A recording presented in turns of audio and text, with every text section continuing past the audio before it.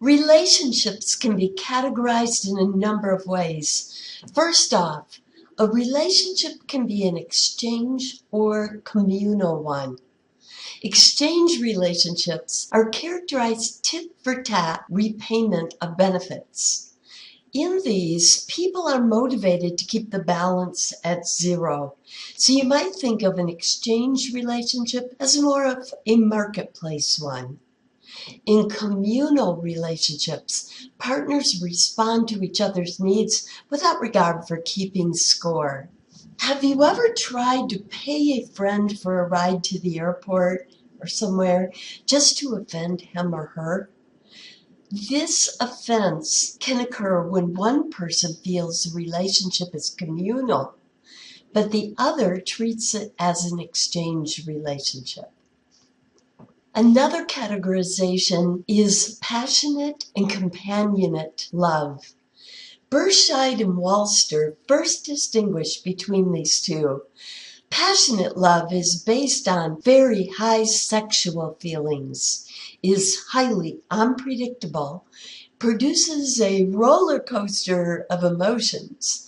Because it is based on unpredictability, it naturally decreases over time.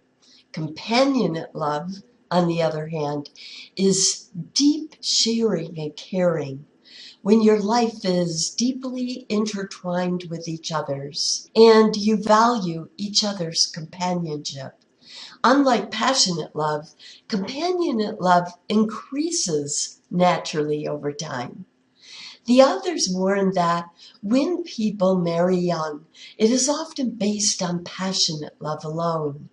If there is not a good dose of companionate love to compensate as passionate love decreases, the relationship is likely to end in divorce. Incidentally, these researchers, Burscheid and Walster, later became Walster and Walster. That's right, they got married. Now, Sternberger took this a step further and included three main relationship components: passion, intimacy, and commitment.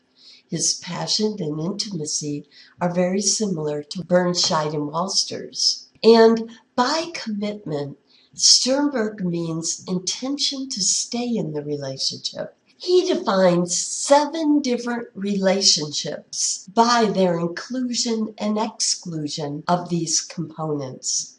So there are 7 total, and let's start with I only. So that would be intimacy only, right? He defines this as liking. And then P only, passion only. So lacking the commitment, lacking the intimacy, and he calls this infatuation. And then C only, so just the commitment. Now stop and think about that for a minute. Why would people stay in a relationship if it was lacking all passion and intimacy? And you might have thought, well, they might stay in for the kids. And that's a very common reason. Another one might be because of the money or other kinds of conveniences. So C only, Sternberg defines this as empty love. Empty love. Now, passion and commitment, P and C. So this relationship would be missing what? That would be the intimacy. Sternberg calls this fatuous love. F-A-T-U-O-U-S, fatuous love. And fatuous is defined as foolish, mainly, right? So kind of foolish love. Then we have I and C. So we have intimacy, we have commitment, what is missing, and that is passion. Sternberg defines this as companionate love. Then I and P. So we have intimacy, we have passion. What is missing? The commitment.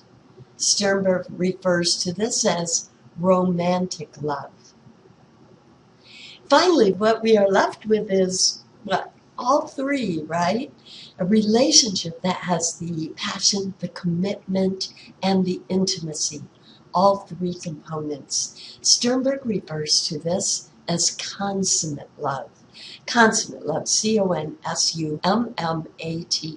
right? A consummate love meaning all-consuming. If you're fortunate enough to ever find this in your lifetime, Sternberg would advise you to hold on to it. Now, this brings us to Hendricks' love styles and your questionnaire number 14. Questionnaire number 14, where you can now interpret your love style.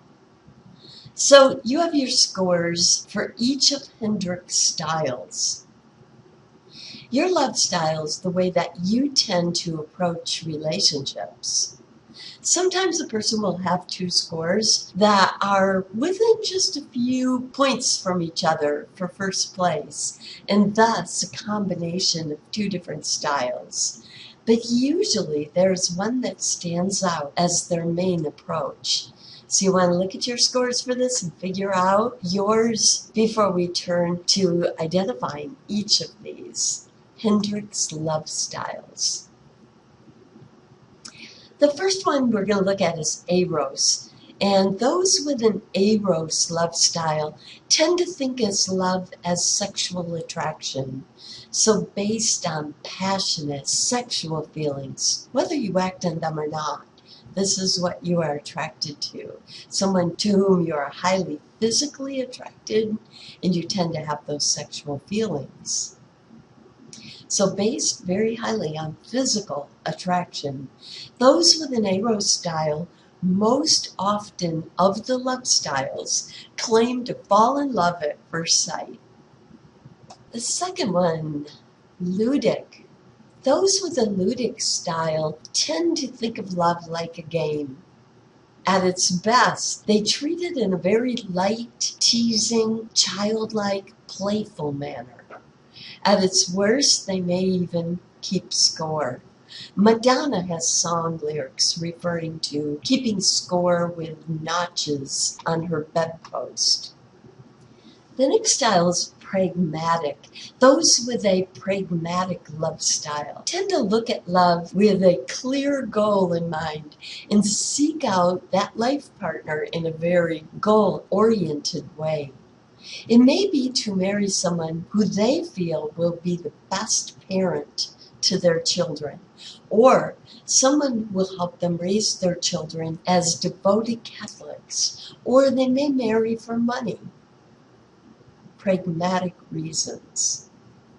Now, the Storgic love style. Those who have a Storgic love style tend to be the most comfortable developing a dating relationship from a close relationship rather than dating strangers. Individuals of either gender with this style are often uncomfortable posting on an internet dating style for this reason.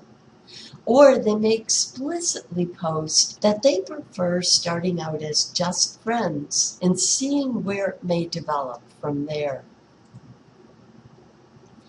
Mania. Those who have a manic love style tend to be our drama kings and queens.